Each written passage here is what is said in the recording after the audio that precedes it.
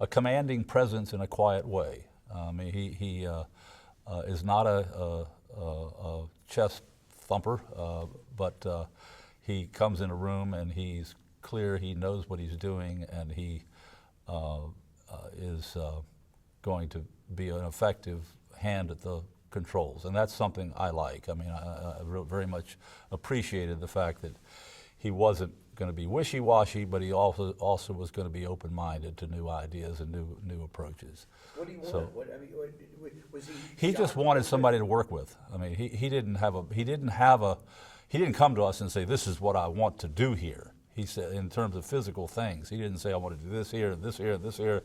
We want to build so much housing, or we want to build so many offices, or we want to save something, we want to clear something. He didn't have those kind of thoughts or instructions, as I recall. He was just interested in having someone to engage with him in thinking it out, and then working with the community in a direct way, so that to dispel so many fears that would otherwise go with it. Now, that doesn't mean that he certainly was ready to face change and make change, but he was ready to do it in a deliberate, thoughtful, and sensitive way, let's put it that way. We went through meetings with the neighborhood with him leading the process. And we would be there, we'd bring maps and drawings and studies that we'd do of different parts of the neighborhood and put them up on easels, and we'd talk about them. So we talked to different groups. We did our own analysis of all the properties in the area. We looked at every piece of property, primarily to see what its apparent potential was for incorporation into the plan.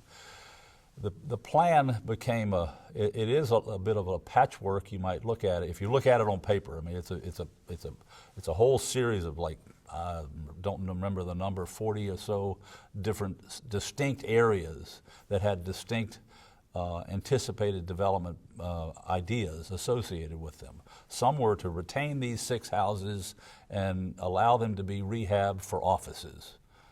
That was applied on West Pine. You mentioned what's that? 44. Yes, the designer that had his office there, Bob Falk.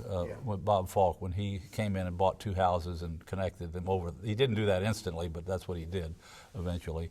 That was that area where we said these houses, the plan should allow them to they should not have to be used as residences, is what we said. They should be offices. I thought this corner, this building needs to be torn down. We need to allow this to be new construction.